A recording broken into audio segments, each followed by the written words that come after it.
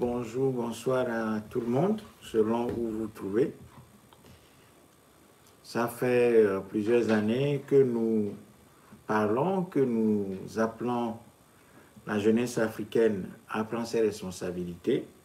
La situation n'évolue pas fondamentalement, même si on peut avoir des soubresauts ici ou là, la situation n'évolue pas véritablement. Ce qui fait que nous faisons un peu du surplace, voire de la régression. Donc nous connaissons une sorte de régression dans nos situations et nous regardons le monde se faire sans nous et, comme on le dit, tout ce qui se fait sans nous se fait contre nous. Donc ce soir, je vais revenir un peu aux fondamentaux du Motra. Il s'agit d'encourager la jeunesse africaine à prendre ses responsabilités et à aller de l'avant. Parce que nous sommes dans un monde où les enjeux économiques, les enjeux géopolitiques, les enjeux financiers sont énormes et les peuples qui n'agissent pas ou qui ne prennent pas leurs responsabilités sont condamnés à subir le jeu de différents acteurs. Donc, il est important de revenir au cœur de notre message, lequel message se trouve contenu dans la dénomination même de notre organisation, qui est le mouvement pour la libération totale et la reconstruction de l'Afrique. Donc, mouvement pour la libération totale et la reconstruction de l'Afrique. C'est un gigantesque projet, c'est un grand programme qui demande que chaque Africain conscient de nos situations soit dans le mouvement, soit dans l'action, soit dans la mobilisation, soit dans l'organisation en vue de parvenir à la création de ce que le Motra a toujours appelé un tsunami populaire.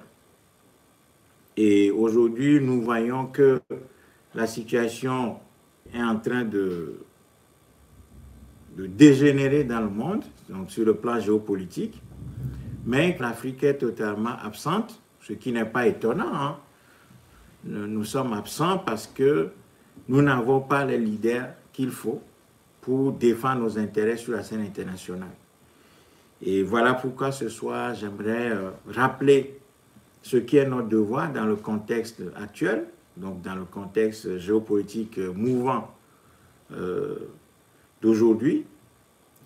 Dans ce contexte géopolitique marqué par un conflit de plus en plus affirmé entre l'Occident et ses contestataires, incarnés notamment par la Russie et la Chine, eh bien, les Africains ont absolument besoin de se lever, de travailler pour changer l'ordre intérieur qui régit l'Afrique depuis 60 ans maintenant.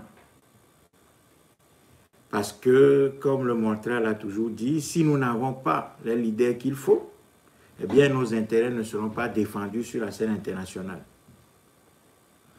C'est là que se trouve la faiblesse du continent africain aujourd'hui dans les grands enjeux géopolitiques qui se déroulent.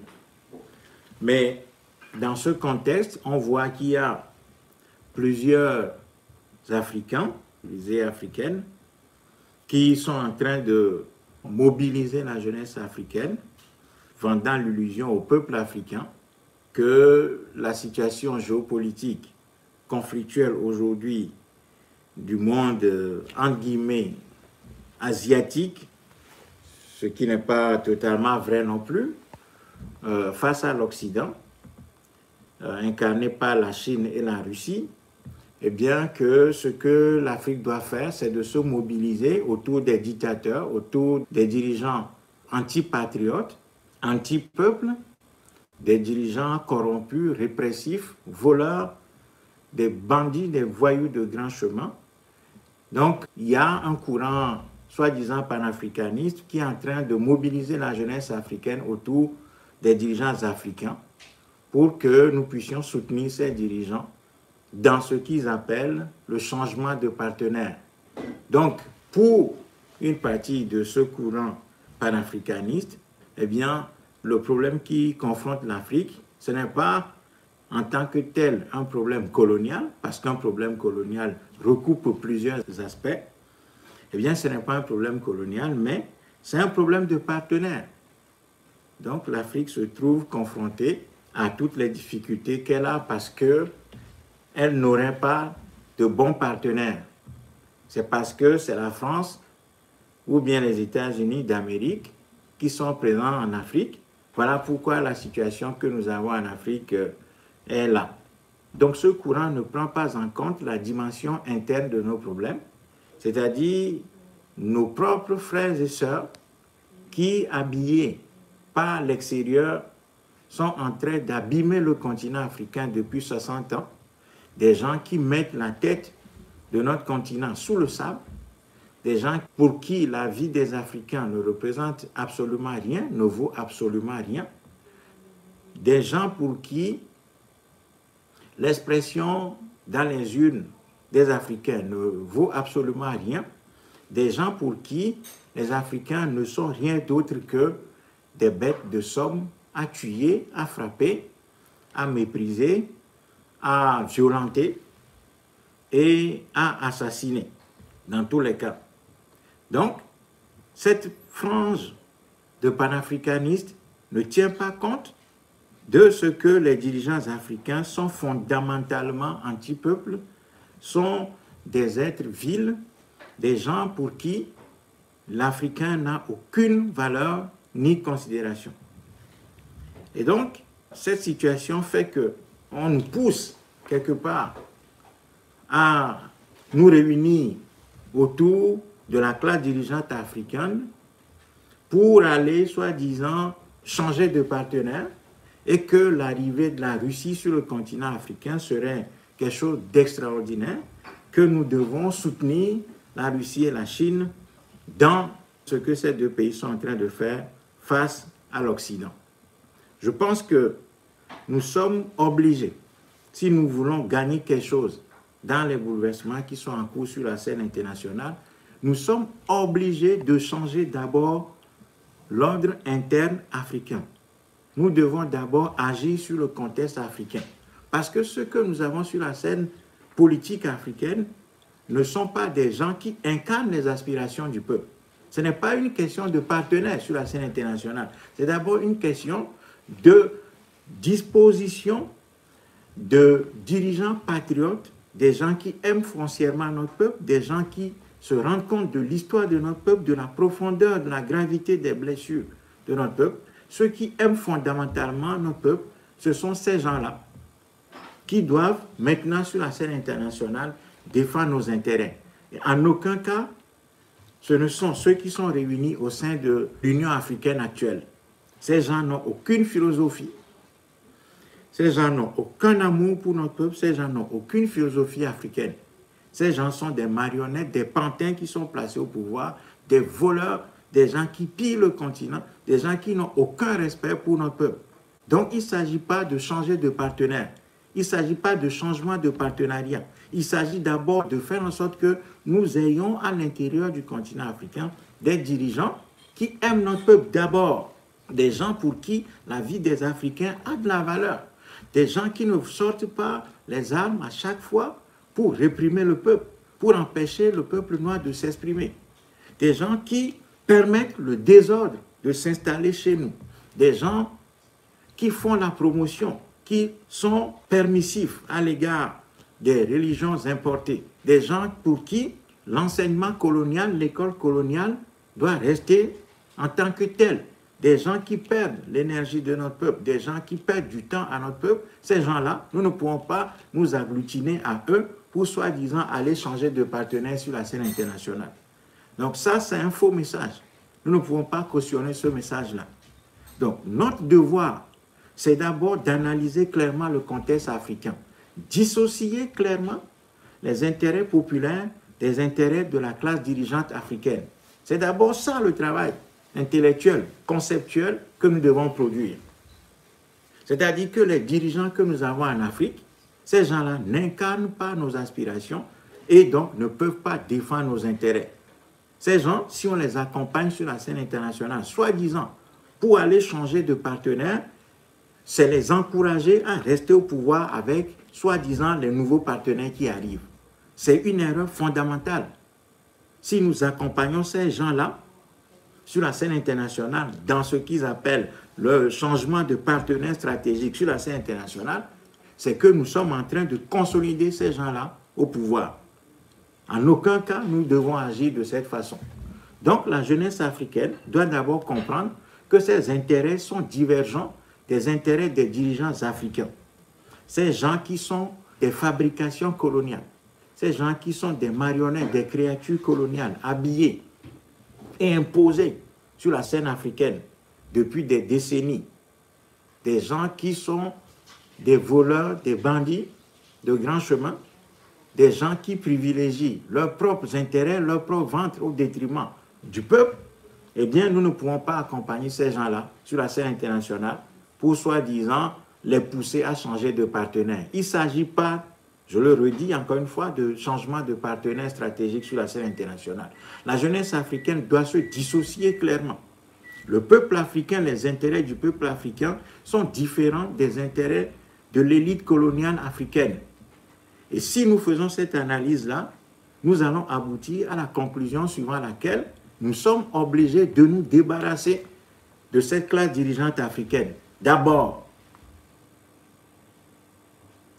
c'est comme ça que tous les peuples ont agi sur la scène internationale. C'est comme ça que tous les peuples ont agi dans leur histoire pour pouvoir émerger. Si nous ne changeons pas d'abord de dirigeants en Afrique, eh bien, c'est vain que nous allions avec ces gens-là sur la scène internationale pour soi-disant changer de partenaire. Ce discours vaut également pour le franc CFA. Ceux qui nous encouragent à dire que oui, c'est le franc CFA, le franc CFA. Nous devons comprendre que la bataille qui nous confronte, c'est d'abord la bataille de l'existence de l'État africain. C'est d'abord de ça qu'il s'agit. Il s'agit d'abord de faire en sorte que l'État africain existe. Et si l'État n'existe pas, il est clair que les attributs de sa souveraineté ne peuvent pas exister. Donc, notre devoir n'est pas d'accompagner Faure Gnassingbé, les Ali Bongo, les Alassane Ouattara à changer de partenaire stratégique sur la scène internationale. Notre boulot n'est pas d'accompagner les Paul Biya, les Sassou Nguesso, Museveni et consorts sur la scène internationale à changer de partenaire stratégique. Notre devoir, c'est d'abord de nous débarrasser de ces gens-là à l'intérieur de l'Afrique. Imposer un nouveau leadership. C'est ce nouveau leadership qui sera en mesure de défendre véritablement nos intérêts sur la scène internationale. Donc, nous ne pouvons pas nous battre pour mettre une nouvelle monnaie dans les poches d'Alassane Ouattara, de Sassou Nguesso, de Paul Biya, de Faure Gnassingbé, de Patrice Talon et des gens comme les Museveni. Non, ce n'est pas notre rôle. Notre rôle n'est pas de mettre une nouvelle monnaie dans la poche de ces gens-là. Notre rôle, c'est d'abord de nous débarrasser de ces gens. Notre rôle fondamental, c'est de nous débarrasser de ces gens-là. Et pour nous en débarrasser, nous avons absolument besoin de construire les instruments de ce combat. Et comme le Mortral a toujours constaté et dit, notre difficulté et notre échec réside dans notre inorganisation. Notre incapacité à nous organiser fait que nous n'arrivons pas à affronter du tout les défis qui se posent à nous. Donc aujourd'hui, nous avons réduit le combat à de l'excitation sur le net. Donc matin, midi, soir, les gens allument leur caméra, bavardent, crient, insultent, vendent de l'illusion à notre jeunesse, à notre peuple.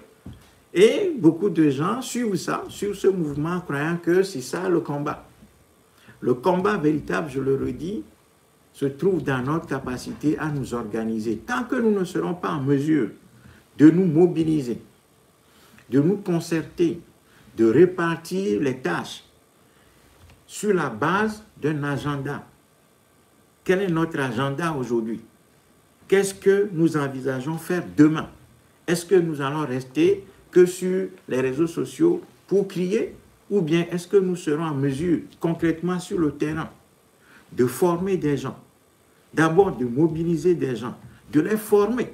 Il ne suffit pas de les mobiliser, de les former véritablement à l'action révolutionnaire, à découvrir et à comprendre les mécanismes par lesquels nous sommes tenus, quelles sont nos forces et faiblesses en tant que peuple en cours de mobilisation, quels sont les rapports de force avec le système en place, quels sont les instruments que le système en place utilise pour nous maintenir dans nos situations. Eh bien, c'est l'ensemble de ces instruments-là que nous devons d'abord maîtriser. Et une fois qu'on aura maîtrisé ces instruments-là, nous serons en mesure de bâtir véritablement une organisation à partir de la répartition des tâches entre nous, avec un agenda fixé et qui sera évalué de manière périodique. C'est ça le travail. Et ce travail-là, nous peinons à le faire parce que les messages que nous avons envoyés depuis des années, depuis 20 ans quasiment, que nous faisons cet appel, nous n'arrivons pas à trouver des gens. Nous n'arrivons pas à trouver des gens. Alors, comment pouvons-nous organiser les choses si nous n'avons pas les ressources humaines à notre disposition? Donc, notre défi fondamental se trouve là. D'abord, les ressources humaines, ensuite, leur mobilisation, suivi de leur organisation et finalement de leur lancement sur la scène.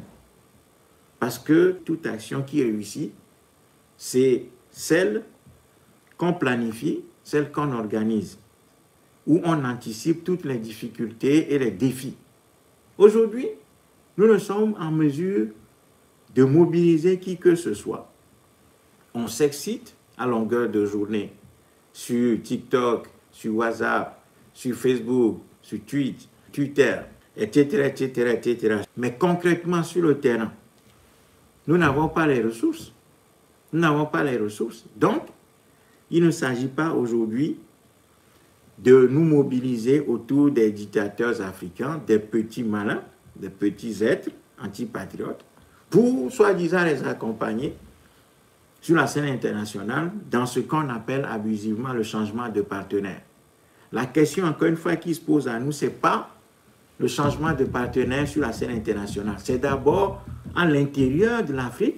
Donc, nous devons changer l'ordre colonial qui règne avec des gens qui sont des anti-peuples, des gens violents, corrompus, manipulateurs, des gens extrêmement répressifs, des gens qui volent tout ce qui leur passe sous la main, qui n'aiment pas notre peuple radicalement, des gens qui sont contre notre peuple foncièrement. Ce sont ces gens-là que nous devons d'abord changer.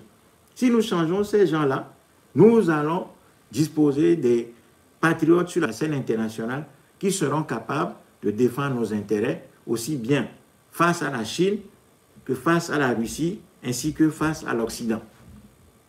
C'est ça notre devoir. Donc, la jeunesse africaine a du boulot. Et ce boulot-là, ce n'est pas de la blague, ce n'est pas de la pagaille, ce n'est pas dans la théâtralisation excessive que nous allons accomplir ce travail-là. Mais ce travail-là doit se faire dans la discrétion, dans la discipline, dans le sérieux, dans la gravité, et non dans la théâtralisation. Parce qu'aujourd'hui, nous avons réduit le combat à une sorte de théâtre où des acteurs s'affrontent par caméra interposée, où chacun veut montrer que c'est lui qui a compris le plus, chacun veut s'affirmer comme le plus panafricaniste des panafricanistes. Et quand on décode très bien le message qui est porté, c'est qu'on nous incite à nous réunir autour des dictateurs, autour des gens, je n'appelle même pas ces gens des dictateurs, mais des voyous, des criminels qui massacrent notre peuple depuis 60 ans, depuis 40 ans, depuis 20 ans. On nous encourage à nous réunir autour de ces gens-là pour, soi-disant, aller changer de partenaire sur la scène internationale. Non! Ça, c'est un faux message. Nous devons rejeter ce message-là et comprendre que notre devoir, notre salut viendra du fait que nous posions d'abord le cadre interne africain du changement. L'État colonial doit être démoli complètement. L'État colonial doit être démoli. Et une fois que cet appareil colonial est démoli, eh bien, nous allons choisir des patriotes qui seront en mesure de défendre nos intérêts sur la scène internationale. Quelqu'un me pose la question, comment on change ces dictateurs à l'intérieur de l'Afrique? Comment on mobilise la jeunesse? Vous parlez de Kémy Séba et de Nathalie Yamb. Tout d'abord, sur la dernière partie de la question. Moi, j'observe tout simplement qu'il y a un courant qui nous dit comme si les intérêts des peuples africains se trouvent habités par les dirigeants africains. Ce courant nous dit simplement, bon, le problème qui se pose à nous, c'est le changement de partenaire. Donc, maintenant, quittons la France, comme si nous avions été avec la France avant. Quittons la France.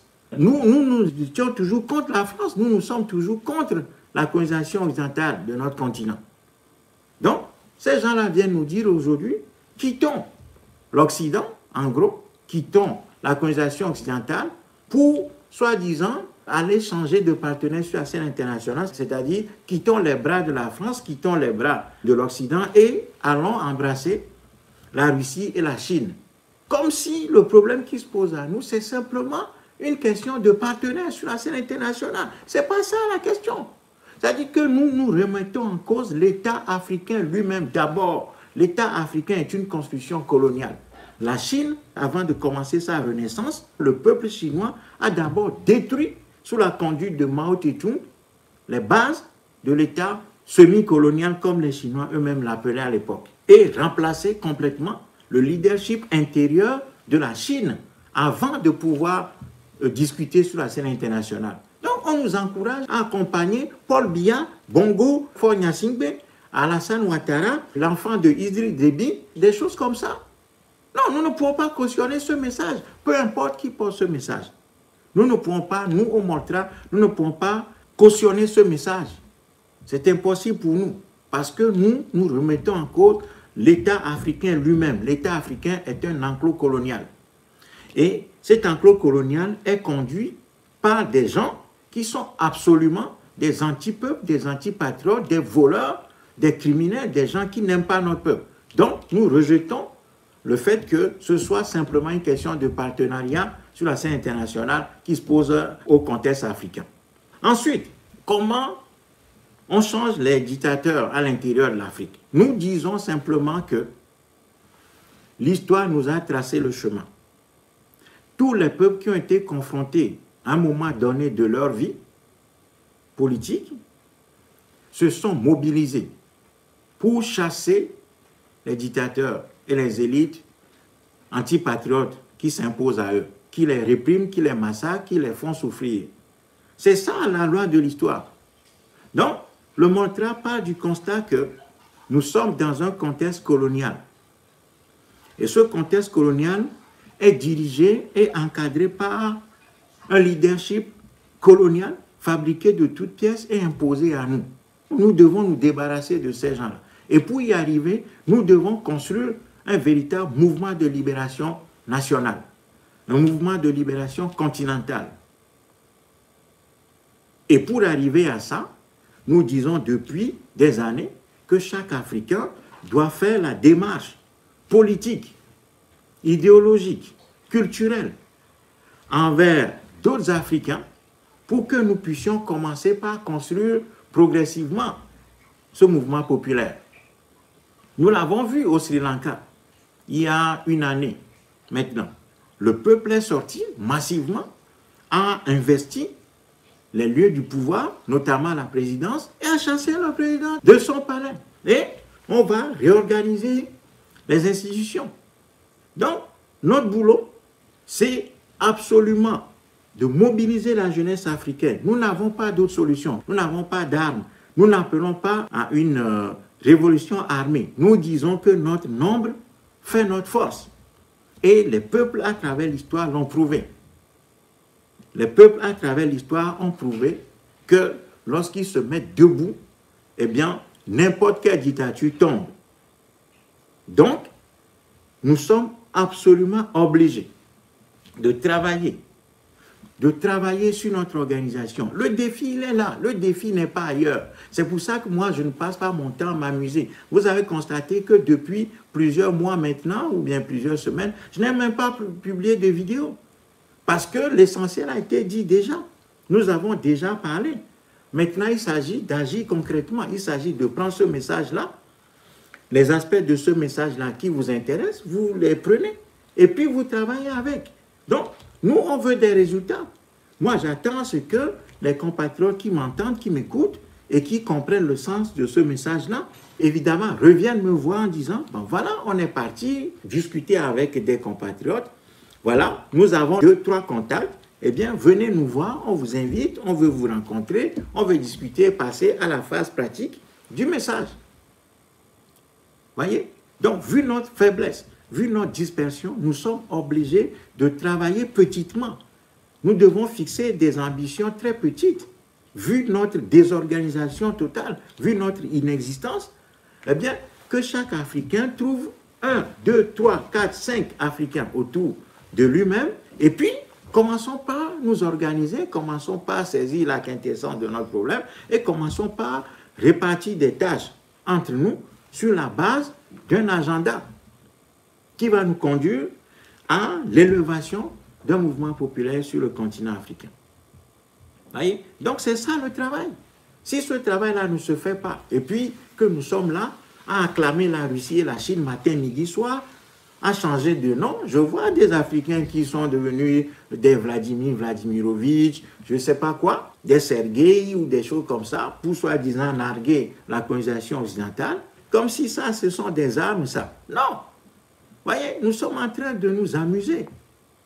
Face aux grands enjeux géopolitiques en cours, notre réponse, notre action doit être l'action de la mobilisation à l'intérieur du continent africain contre les dictateurs, contre ceux que l'Occident a habillés en dirigeants africains et nous a imposés. Ces gens-là ne sont pas des nôtres. Ces gens-là sont contre nous. Ces gens-là sont nos ennemis, sont les ennemis de notre peuple. Et ce n'est pas maintenant que ces gens-là vont changer. Si on accompagne ces gens-là dans ce qu'on appelle le changement de partenaire sur la scène internationale, c'est que nous sommes en train de renforcer ces gens-là. Nous sommes en train de renforcer leur gouvernance. Nous sommes en train de renforcer leur pouvoir. Ça veut dire que nous voulons que ces gens-là passent de la France maintenant sous la Russie ou sous la Chine pour continuer leur même politique. Non, d'autant que la Chine est très claire. Et je l'ai expliqué plusieurs fois. La Chine a tout dit. Nous ne venons pas sur la scène internationale pour dicter les logiques politiques au peuple. Les peuples font ce qu'ils veulent. Chaque peuple dispose des régimes. Nous, quand on arrive, si on voit un régime en place, que ce régime soit criminel ou pas, nous, ce n'est pas notre rôle de changer ce régime-là pour le peuple en place. Nous, ce qui nous intéresse, c'est de commercer. Donc, nous, on s'en fout de la nature des régimes qui sont dans les pays où nous venons. Ce qui nous intéresse, ce sont les intérêts économiques. Donc, nous sommes en train de vouloir renforcer la gouvernance coloniale contre nous-mêmes. Des élites coloniales, anti-peuple, anti-patriotes, nous voulons les soutenir. Non, moi je ne peux pas soutenir ce message-là. Donc, ce message-là, nous devons le rejeter et revenir à notre devoir fondamental, qui est absolument de nous organiser, de nous trouver, d'aller chacun vers l'autre, de trouver des Africains, un à un, et leur dire, chers frères, chères sœurs, quel est notre devoir maintenant? Quelle est notre responsabilité? Notre responsabilité, c'est de nous organiser, c'est de nous faire confiance, c'est de répartir des tâches entre nous, allons chercher notre peuple, et puis mobilisons ce peuple-là, organisons-le, et puis positionnons ce peuple comme un instrument capable de faire la décision le moment venu. Il s'agit de construire étape par étape, patiemment, pierre sur pierre, un véritable mouvement de libération continentale. C'est ça notre devoir. Si nous ne faisons pas ce devoir-là et que nous nous contentons simplement de dire, oui, Vladimir Vladimirovitch, c'est très bien, Zelensky salopard, très bien la Russie, super, super, super la Russie. Bon, nous ne changeons rien dans nos situations. Hein.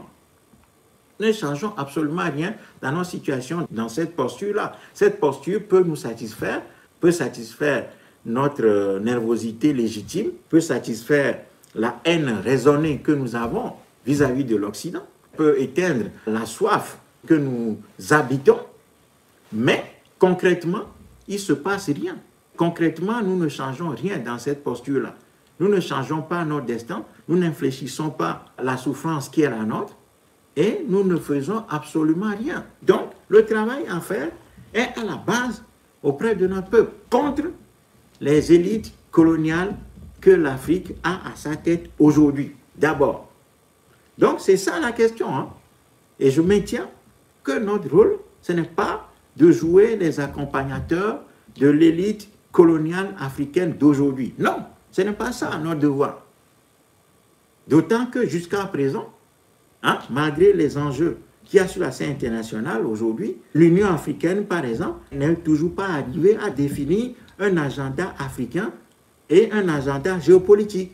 Donc ces gens-là sont là pour juste consolider leur pouvoir. Et ils trompent les peuples, ils veulent que les peuples les accompagnent dans ce qu'ils appellent le changement de partenaire stratégique sur la scène internationale. Nous ne pouvons pas cautionner ça.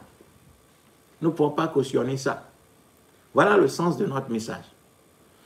Et dans tout ça, il y a des gens qui viennent dire « Oh non, mais la Russie n'a jamais colonisé, la Russie n'a pas participé à la colonisation, donc la Russie serait le partenaire naturel de l'Afrique. » Qui vous a dit ça? La Russie n'a-t-elle pas participé à la conférence de Berlin 1884-1885?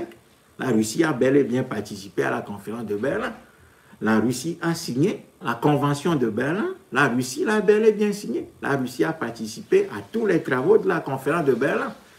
L'ignorance fait que, ou bien le dogmatisme, la recherche d'une solution de facilité fait que les gens vont jusqu'à dire que la Russie n'a jamais participé à la colonisation. Certes, la Russie n'a pas de territoire en Afrique, mais elle a participé à la conférence de Berlin qui a fixé le cadre de la colonisation africaine. Pourquoi est-ce que la Russie n'a pas de territoire en Afrique? C'est parce que la Russie, quand elle a participé à la conférence de Berlin 1884-85, les autres États européens lui ont concédé la colonisation de ce qu'on appelle l'Eurasie, les pays qui sont proches de la Russie. Là. On a laissé ces territoires-là à la Russie contre la concession que la Russie a faite de la colonisation du continent africain à la conférence de Berlin. Donc les gens ne savent même pas, ils viennent nous dire, par la propagande, que la Russie n'a jamais été dans la colonisation, la Russie n'a jamais fait de la colonisation, donc la Russie n'a jamais fait de mal aux Africains. Non, non. Nous ne disons pas que la Russie ne doit pas être un partenaire de l'Afrique, mais pas de l'Afrique actuelle. L'Afrique actuelle présente les caractéristiques d'un continent colonisé avec des élites qui sont anti-peuple, anti-patriotes.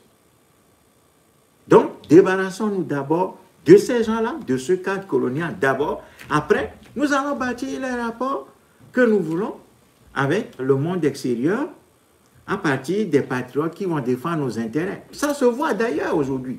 Au Mali, nous voyons que Assimi Goïta, qui a bousculé le cadre colonial, qui est en train de donner des coups de poing énormes au cadre colonial au Mali, eh bien, c'est ce type de leader dont nous avons besoin. Mais je n'exclus pas ce qui se passe au Mali contre, et je dois le rappeler ici, à ce stade de mon discours, le traitement qui est fait à Dumbi Fakoli et à Seko Accusé, soi-disant d'avoir blasphémé le Coran, le prophète Mahomet. Donc, d'un côté, nous combattons la colonisation française et de l'autre côté, on fait des concessions à l'islam. C'est comme ça que l'Afrique va renaître. Donc, nous avons encore du boulot. Le Mali est sur la bonne voie, mais le Mali est en train de faire des concessions aux musulmans, à la communauté islamique, en sacrifiant un patriote malien ou bien des patriotes maliens qui prônent le retour aux valeurs culturelles africaines, à la spiritualité ancestrale. Donc nous sommes en train d'assister à tous ces phénomènes-là et les choses sont extrêmement confuses actuellement dans nos têtes. Nous ne savons pas où aller et concrètement, nous n'agissons pas. Nous n'agissons pas. Je reviendrai vers la fin de mon message sur la situation de Doumbia Fakoly, dont l'emprisonnement est condamné à plusieurs reprises par le Montra. Nous réclamons sa liberté, nous condamnons fermement, très fermement, l'emprisonnement de Doumbia Fakoly et ses co-accusés. Nous rejetons absolument les infractions qui leur sont reprochées parce que ces infractions ne sont pas constituées du point de vue du droit positif malien. Et nous rejetons le fait que les dirigeants maliens fassent des concessions aux islamiques parce que d'un côté, on ne peut pas combattre la France et de l'autre côté, céder, faire des concessions à l'islam qui n'est pas d'origine une religion africaine. Donc, je reviens à l'essence de mon message, c'est de dire simplement que la jeunesse africaine doit se mobiliser. La jeunesse africaine doit se mobiliser. Et nous avons un message très clair.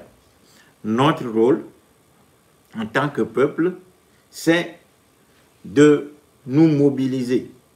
Nous mobiliser. Nous mobiliser, nous mobiliser, nous mobiliser. Après la mobilisation, nous organiser. Nous organiser absolument. Et une fois que notre peuple est mobilisé et organisé, rien, absolument rien, ne peut arriver à battre un peuple qui est debout, qui a décidé de se libérer. Un peuple qui a décidé de se libérer, il se comporte comme un tsunami. Ce peuple a une puissance énorme. Contrairement à ce qu'on veut nous faire croire, que les peuples sans armes sont faibles, que les peuples qui luttent contre des dictatures sont faibles jusqu'à ce que ces peuples-là disposent des armes. Nous, on n'est pas dans la logique des armes. Nous ne sommes pas naïfs. Nous savons très bien qu'à un moment donné de notre combat, nous aurons à utiliser des armes. Mais ces armes-là, nous les aurons. Nous les prendrons des mains de la soldatesque qui soutient et qui appuie les dictateurs africains à l'intérieur de l'Afrique. Nous ne sommes pas naïfs. Nous avons vu ce que la Chine a fait. Les Chinois, ils ont commencé leur bataille les mains nues. C'est en conquérant progressivement, en reconquérant leur espace, que le peuple chinois a pris les armes des mains de ceux qui soutenaient ce que les Chinois appelaient les seigneurs de guerre, qui étaient placés à leur tête. Donc, nous ne cherchons pas des armes. Moi, je ne suis pas un rebelle armé. Je ne vais pas aller chercher des armes. Ce qui m'intéresse, c'est la grande histoire de voir comment des peuples qui sont pris en otage par des dictateurs, par des voyous, des criminels, ont opéré pour reprendre le pouvoir des mains de ces gens-là. La Révolution française, elle est d'abord partie de la puissance populaire. La puissance populaire. Donc la puissance populaire est supérieure, 1000 fois supérieure à toutes les armes qu'utilise un régime dictatorial face à un peuple qui est jusque-là maîtrisé. Lorsque notre peuple sera debout, aucune arme ne peut parvenir à le faire reculer. Je lis l'histoire, je lis la grande histoire et je vois comment les peuples depuis la haute antiquité ont opéré pour faire tomber les dictateurs, les criminels, les voyous qui les ont maîtrisés jusque-là. C'est ça qui nous intéresse. Une fois que notre peuple se sera constitué, se sera organisé, une fois que notre peuple se sera mobilisé, se sera organisé et se sera mis debout, eh bien, les dictateurs trembleront et tomberont. Les dictateurs tomberont. Voilà. Ce message-là, nous devons le marteler. Il ne s'agit pas de vendre l'illusion des armes. Moi, je n'ai pas allé chercher des armes dans je ne sais dans quel pays. Non, non, ça ne m'intéresse pas. Ce qui m'intéresse, c'est que les Africains eux-mêmes commencent par s'organiser. D'abord, commencent par s'organiser. Parce que même les armes, si vous les avez, si vous n'avez pas l'organisation, vous ne pouvez pas les utiliser. La puissance populaire, voilà ce que nous voulons opposer aux dictateurs. Voilà ce que nous voulons opposer à la colonisation. Le crime colonial a été toujours combattu par une révolution populaire, les luttes de libération nationale. Après, il y a des étapes. Une fois que cette lutte de libération est déclenchée de manière organisée, eh bien, il y aura des étapes où nous serons amenés à utiliser des armes fusils. Mais ces fusils-là, ces armes-là, nous les aurons, nous les récupérerons des mains de ceux qui soutiennent aujourd'hui C'est la force populaire qui va récupérer ces armes-là des mains de ceux qui aujourd'hui, de la soldatesque qui soutient le cadre colonial africain. C'est ça notre boulot. Et c'est ça le thème sur lequel le Moltra a travaillé. Nous n'avons pas travaillé sur d'autres hypothèses. La puissance populaire, voilà notre ligne. Après, qu'il y ait des gens qui veulent trouver des armes, ok, ils sont libres de le faire. Mais nous, ce qui nous intéresse, c'est d'abord notre peuple lui-même qui doit prendre ses responsabilités de manière organisée. Parce que pour le moment, c'est le bordel. C'est la dispersion, c'est la désorganisation totale. C'est l'irresponsabilité, c'est l'indifférence vis-à-vis de nous-mêmes et face à nos problèmes. Nous avons démissionné. Nous n'assumons rien. Nous attendons tout de l'extérieur. Nous nous reposons sur l'extérieur. Et aujourd'hui, ce qu'on vend encore, c'est une sorte de reposoir extérieur constitué de Vladimir Poutine, notamment. Non, c'est illusoire. C'est illusoire. Chaque peuple doit assumer ses responsabilités d'abord. Notre nombre est notre force. Si nous décidons d'organiser ce nombre, nous allons acquérir une force supérieure aux forces dont disposent les petits dictateurs criminels en Afrique. Voilà notre travail. Donc, nous sommes absolument mobilisés. Nous, au Moltra, nous sommes absolument mobilisés. Nous demandons encore une fois ce soir à tous nos compatriotes qui nous suivent de faire la démarche d'aller les uns vers les autres. Trouver les Africains. Trouver les Africains où ils sont. Leur parler, les mobiliser, les ramener à nous, les ramener au Moltra, les ramener au message du Moltra, les pousser à comprendre ce qui fait notre faiblesse d'abord à l'intérieur de nos pays, face aux dirigeants criminels qui nous sont imposés. Et une fois qu'on saisit ce sujet-là, c'est-à-dire ce qui fait notre faiblesse en face des dictateurs africains, en face de ces petits criminels, bandits, voyous qui nous sont imposés, eh bien, nous devons passer à la deuxième étape, qui est l'étape de la répartition des tâches sur la base d'un agenda, ce que j'appelle une planification stratégique. Et une fois que l'étape de la planification stratégique est passée, eh bien, troisième phase, c'est la phase de l'action concrète. Une fois que nous aurons constitué ce mouvement-là, où nous aurons maîtrisé de bout en bout ce mouvement-là, nous pouvons déclencher le tsunami populaire. Et si nous déclenchons le tsunami populaire, les dictateurs africains et leurs alliés ne peuvent rien nous faire. Si nous constituons véritablement un mouvement de libération nationale solide, crédible, sérieux, qui anticipe les difficultés, les embûches sur notre chemin, eh bien, nous allons vaincre. C'est d'abord cette foi-là et cette compréhension qu'il faut avoir des lois de l'histoire. Les lois de l'histoire imposent aux peuples qui sont dominés de s'organiser absolument. Il n'y a pas d'autre voie. Il n'y a pas d'autre voie. Nous n'avons pas d'autre voie et nous n'en aurons pas d'autre. La voie que l'histoire nous impose, et cette voie incontournable, c'est que notre peuple doit absolument s'organiser, se prendre en charge, se discipliner, acquérir les instruments d'une lutte de libération fondée sur la discipline, le sérieux, le travail sur le terrain qui nous a échappé, parce que le terrain africain nous a absolument échappé maintenant. Ce qui fait que nous y sommes sans y être vraiment. Nous sommes en Afrique sans y être vraiment. Nous sommes sur des territoires que nous ne maîtrisons pas. Les dictateurs nous ont empêchés partout de nous organiser, de nous constituer. Et nous-mêmes, nous avons démissionné. Et nous pensons que c'est la Russie ou c'est la Chine ou je ne sais quel autre pays qui va venir nous sortir des griffes d'un Occident dominateur, d'un Occident criminel, dont la criminalité ne cesse d'être mise à nu. Voyez? Donc, notre travail est un travail d'organisation. Notre mission et notre rôle ne consistent pas à rester là, à acclamer et à applaudir les autres. Les autres font ce qu'ils doivent faire. Nous aussi, nous devons faire ce que nous avons à faire en fonction de nos intérêts. Parce que le monde fonctionne sur la logique des intérêts. Les peuples qui attendent leur salut des autres sont condamnés à être petits et à être dominés. Parce que les peuples petits, affaiblis, n'ont pas de partenaires, mais n'ont que des maîtres.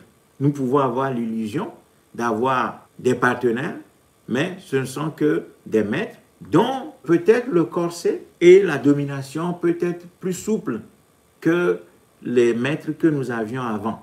Mais toujours est-il que ce sont des maîtres et non des partenaires, parce qu'on ne s'allie pas avec les faibles et les affaiblis. On ne s'allie pas avec les peuples désorganisés, complètement mis sous le teignoir par un leadership colonial. Non, on ne s'allie pas avec ce peuple-là. Les peuples qui présentent des faiblesses énormes, on ne les coopte pas comme partenaires, on les domine. On établit une domination sur ces peuples-là. Donc si nous voulons sortir de notre domination, si nous voulons sortir de la domination, d'où qu'elle vienne, nous devons absolument nous organiser, casser le cas colonial africain à partir d'une révolution populaire, reconstruire l'État africain sur la base de nos valeurs endogènes, sur notre parcours historique, revisiter totalement sur la gravité de ce qu'on appelle la conscience historique. Donc, savoir depuis les origines de l'humanité quel est le parcours du peuple noir, pourquoi nous sommes à chaque étape de l'histoire, depuis la chute de l'Égypte antique, il y a 3000 ans, pourquoi nous sommes devenus un peuple aussi affaibli, dispersé, gouverné par des marionnettes, des gens anti-peuple, anti-patriotes, des gens complètement méchants, individualistes, égoïstes, des gens qui, en définitive, pour qui la vie de nos peuples ne compte que pour des cacahuètes. Si nous faisons ce travail de mobilisation, de conscience historique, de conscientisation, de mobilisation, de rassemblement, d'organisation, nous allons parvenir à des actions qui vont nous étonner nous-mêmes. Et non attendre que les autres viennent faire le travail à notre place. Parce que personne ne viendra faire le travail à notre place. Ça, ce sont des vérités évidentes que je n'ai pas besoin de démontrer. Aucun peuple ne viendra nous sauver en Afrique. Et si la jeunesse africaine ne prend pas ses responsabilités en se désolidarisant du message qui nous encourage à accompagner l'élite coloniale africaine sur la scène internationale, soi-disant pour aller changer de partenaire, comprendre que les intérêts de notre peuple ne sont pas les intérêts de la classe dirigeante africaine qui, elle, mange très bien, elle répue, quand elle est malade, elle vient se soigner en Occident ou en Asie. Leurs enfants sont dans les écoles européennes ou ailleurs. Ils ont leurs maîtresses qui font des voyages un peu partout. Les marchés sont concédés à leurs amis, aux copains et aux coquins. Ces gens volent tout ce qui leur passe sous la main et en définitive, ces gens verrouillent l'expression de notre peuple en l'empêchant de s'exprimer, en le tuant, en le cassant, en le tapant. Hein? Ces gens frappent notre peuple tout le temps, abîment notre peuple, brisent notre peuple et en définitive, ces gens encouragent l'école coloniale à continuer à produire des aliénés mentaux. La spiritualité africaine est démolie. Tout est démoli chez nous, sous la conduite de ces gens-là. Et on nous encourage à aller, soi-disant, faire un changement de partenaire avec ces gens-là. Non, ce n'est pas ça notre boulot. Notre boulot, c'est de nous mobiliser contre cette élite coloniale africaine. Notre boulot, c'est de changer de direction.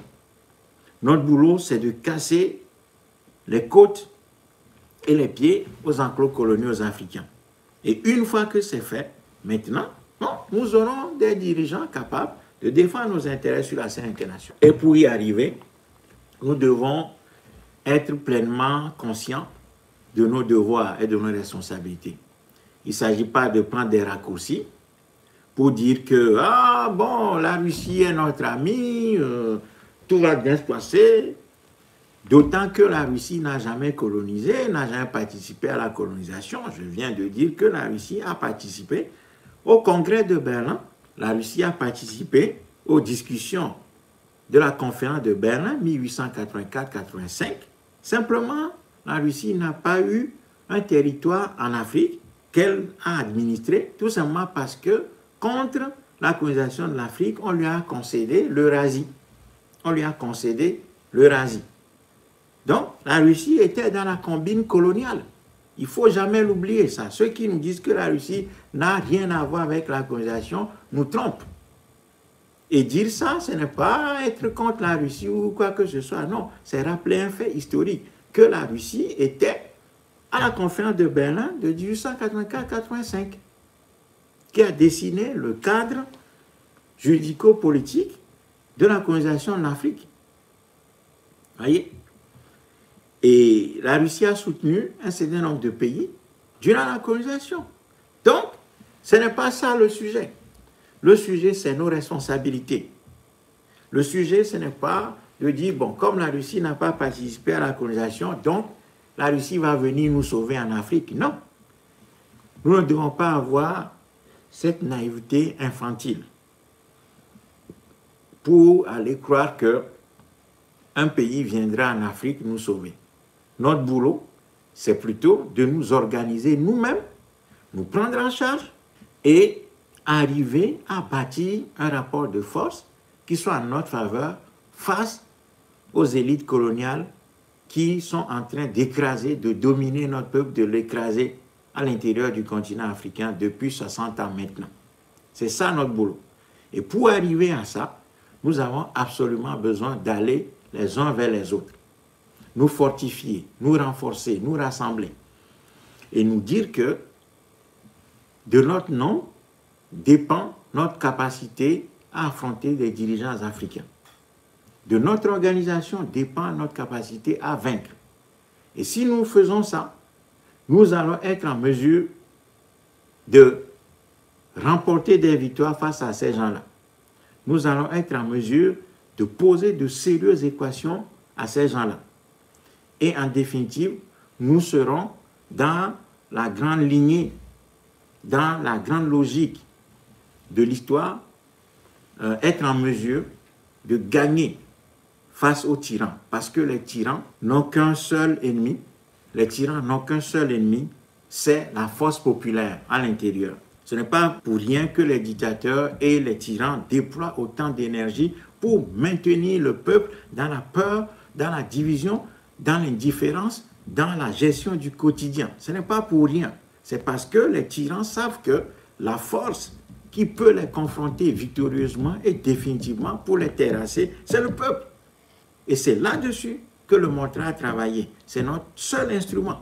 Si notre peuple se met à s'organiser véritablement, de l'est à l'ouest, du nord au sud, du centre au sud, etc., nous serons en mesure de battre la colonisation sur le sol africain, lui ravir le territoire africain et entamer la reconstruction de ce territoire sur la base de nos valeurs culturelles endogènes redécouvertes et mises à jour.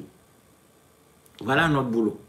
Donc, chers amis, je nous encourage à aller les uns vers les autres, à parler, à nous réunir.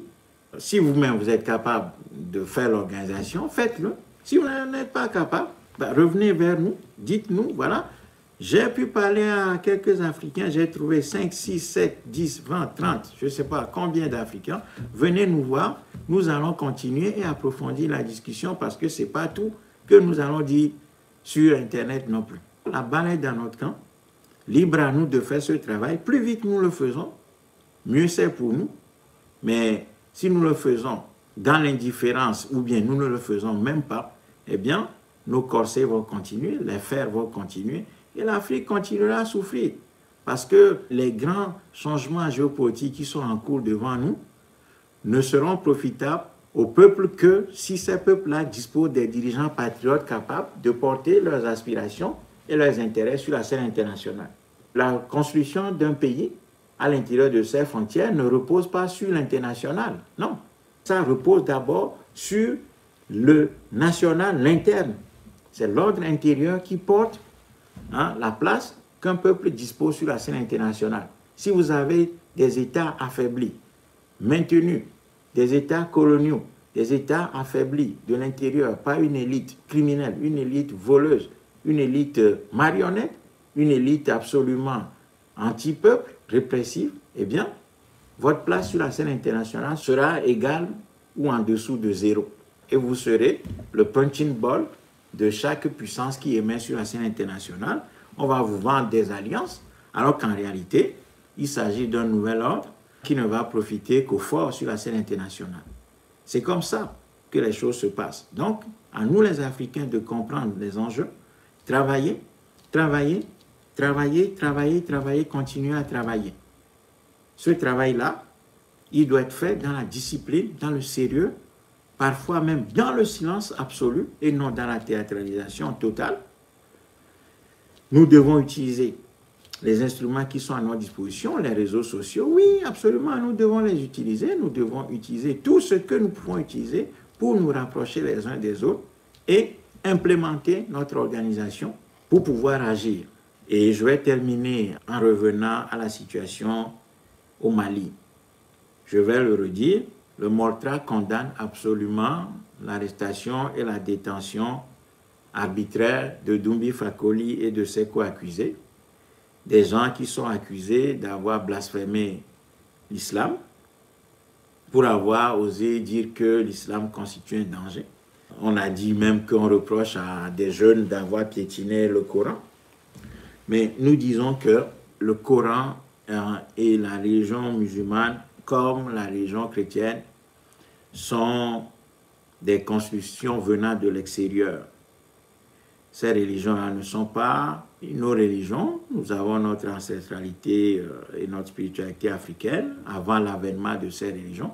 Aujourd'hui, je pense qu'un véritable pouvoir au Mali qui voudrait changer les choses ne doit pas faire de concessions à ces religions-là. Nous l'avons vu en Chine, où Mao n'a fait aucune concession aux religions venant de l'étranger. Au contraire, il les a combattues, mais de manière très intelligente. Donc, sacrifier l'enfant du pays qui encourage le retour à la spiritualité africaine, à l'ancestralité africaine, sacrifier celui-là sur l'autel de la communauté islamique pour faire plaisir aux musulmans, parce qu'on ne veut pas se mettre à dos, soi-disant, la communauté musulmane au Mali, eh bien, ça veut dire que le Mali, bien sûr, peut-être réussira à se débarrasser définitivement de la France, mais de l'autre côté, ce pays, le Mali, sera plombé par la religion. Et ce pays ne va pas renaître. Donc, je pense qu'il faut libérer Doumbi Fakoly immédiatement, sans condition. Libérer ses co-accusés et puis ouvrir un débat sur la place des religions importées en Afrique, lesquelles religions se sont imposées en Afrique, permettre aux Africains de s'exprimer sur ces questions-là, qu'il y ait un débat, sans que cela tourne aux persécutions religieuses, sans que cela devienne des pugilats. Mais sous la conduite des autorités, bon, qu'il y ait un débat et puis qu'on pose la question de savoir quelle place doit-on faire à ces religions imposées et importées sur les territoires africains. Nous voyons même qu'au Mali, il y a eu le report du référendum sur la nouvelle constitution parce que la communauté musulmane, elle toujours, dit qu'elle s'oppose à la laïcité comme statut de l'État futur malien. Donc, les musulmans au Mali demandent qu'il soit écrit dans la Constitution que l'État malien est non pas un État laïque, mais un État multiconfessionnel. Et qu'est-ce que Assimi Goïta et ses amis ont fait, puisque même ils se disent musulmans? Bon, ils ont reculé pour un moment et ils ont dit, bon, ok, on va vous concerter, on va vous expliquer, on va vous dire pourquoi, etc., etc. On veut un État laïque, mais pas un État multiconfessionnel. Et la communauté musulmane dit toujours, non, nous, si vous maintenez dans la Constitution l'État malien comme un État laïque, eh bien, nous allons voter contre cette Constitution, nous allons appeler tout le monde à se mobiliser contre vous et à refuser cette Constitution-là. Voyez? Donc, le Mali va avoir de sérieuses difficultés si il n'affronte pas cette question religieuse de manière très intelligente, sans que ça dégénère. Eh bien, il va falloir que les autorités maliennes affrontent cette question de manière ferme, permettent au débat de s'instaurer, de s'installer sans que cela dégénère. Voilà. Parce que ces religions-là, elles doivent s'adapter au contexte africain. Ce n'est pas ces religions qui doivent venir dicter les lois sur les territoires africains, et ce qui montre encore une fois que nous ne maîtrisons pas nos territoires, nous y sommes sans y être vraiment. Donc ces religions viennent nous imposer leurs lois. Et les Africains sont là, désorganisés, dispersés. Nous, on a emprisonné Doumbia Fakoly, mais c'est avec peine que nous arrivons à mobiliser autour de Doumbia Fakoly, parce que tout le monde a peur de critiquer Assimi Goïta et son gouvernement. Tout le monde a peur, parce que si vous dites quelque chose maintenant, on va vous dire « Ah, vous affaiblissez les autorités maliennes, ça veut dire que vous travaillez pour la France, etc. etc. » Non, non, non. Nous avons dit clairement que nous sommes absolument opposés à ces religions importées. Voilà. Mais pour que ça ne dégénère pas, il va falloir le faire de manière méthodique. Aller s'inspirer dans l'histoire de ce que d'autres peuples ont fait pour casser des religions importées sur leur territoire. Donc le Mali, pour le moment, est en train de filer du mauvais coton en emprisonnant Doumbia Fakoly et ses co-accusés, affublés de l'infraction du blasphème. Nous rejetons ça et nous demandons à la communauté panafricaniste de se mobiliser matin, midi, soir, de parler de Doumbia Fakoly, de parler de ses co-accusés, de dénoncer les autorités maliennes, parce que sur cette question-là, ces autorités maliennes font fausse route. Et les dénoncer ne veut pas dire que nous soutenons la France, ne veut pas dire que nous ne les soutenons pas sur ce qu'elles sont en train de faire face à la France. Nous devons à la fois soutenir les autorités maliennes sur ce qu'elles font contre la France et l'Occident d'une manière générale, mais de l'autre côté, nous devons condamner de manière très ferme les concessions qu'elles sont en train de faire à l'islam dans ce pays. Nous devons le dire. Voilà. Et les patriotes, les panafricanistes honnêtes doivent dénoncer ce que les autorités maliennes sont en train de faire, sans pour autant oublier que ces autorités sont sur la bonne voie quand elles combattent la France et l'impérialisme occidental au Mali. Nous, en 2011, 2012, 2013, vous pouvez aller sur Internet, vous allez voir. Quand j'écrivais des articles pour dire que c'est la France qui habillait, qui nourrissait les soi-disant terroristes au Mali, j'avais à l'époque des critiques des soi-disant panafricanistes en me traitant d'être francophobe, etc., etc. Hein?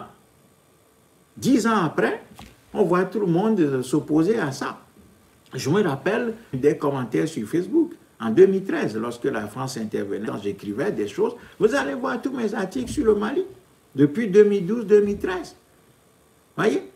Donc, nous disons clairement que nous condamnons l'arrestation et l'emprisonnement de Doumbia Fakoly, dont l'état de santé est d'ailleurs très fragilisé aujourd'hui. Mais les autorités maliennes font la sourde oreille, n'entendent pas du tout nos cris et le cri de Doumbia Fakoly et de ses co-accusés. Elles n'entendent pas. Elles n'ont d'oreille que pour la communauté musulmane. Parce que ces gens-là sont dans un calcul froid. Comme ils veulent rester au pouvoir au Mali, eh bien, ils sont en train d'aménager leur électorat qui est constitué de soi-disant la communauté musulmane au Mali, ne pas mettre la communauté musulmane au Mali à dos. Et là-dessus, on va sacrifier un patriote africain. On sacrifie l'autochtone sur l'autel de l'allogène. Et nous acceptons ça.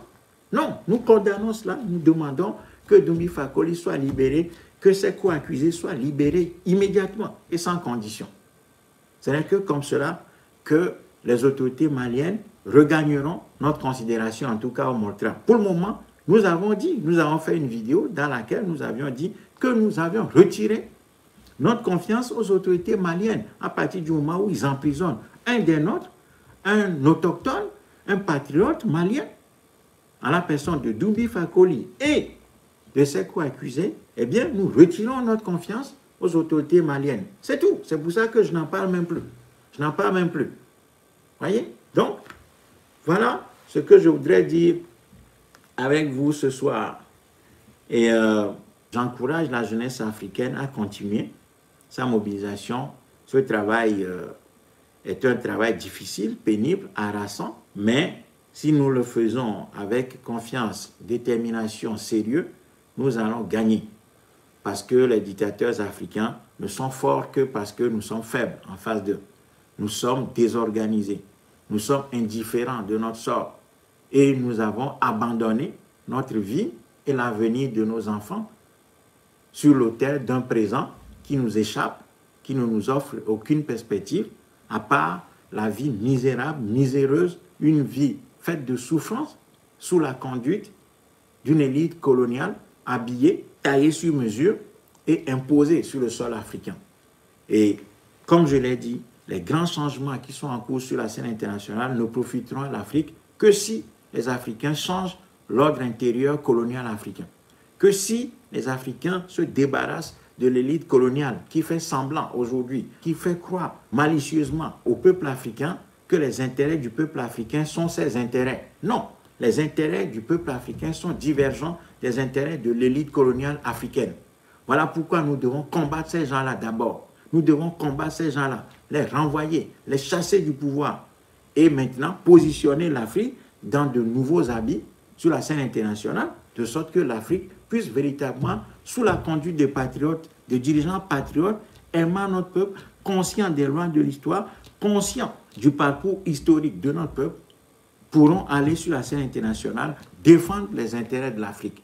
L'enfant d'Idriss Déby ne va pas défendre nos intérêts sur la scène internationale. Paul Biya ne va pas défendre nos intérêts sur la scène internationale.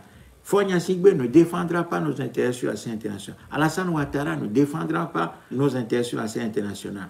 Denis Sassou Nguesso ne défendra pas nos intérêts sur la scène internationale. Donc il ne s'agit pas de soi-disant faire changer de partenaire à ces gens-là.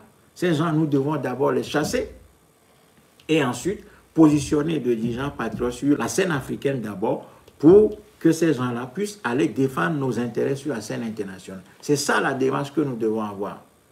Et cette démarche-là postule ou suppose que nous ayons travaillé véritablement. Donc, j'attends des messages en retour de votre part pour que nous puissions continuer ce travail-là. Là-dessus, je vous dis merci, encore une fois, pour votre présence. Merci pour votre écoute. Merci d'avoir partagé la vidéo et de continuer à la partager. Merci aussi pour vos critiques constructives, pour vos commentaires et autres. Bonne soirée. À bientôt.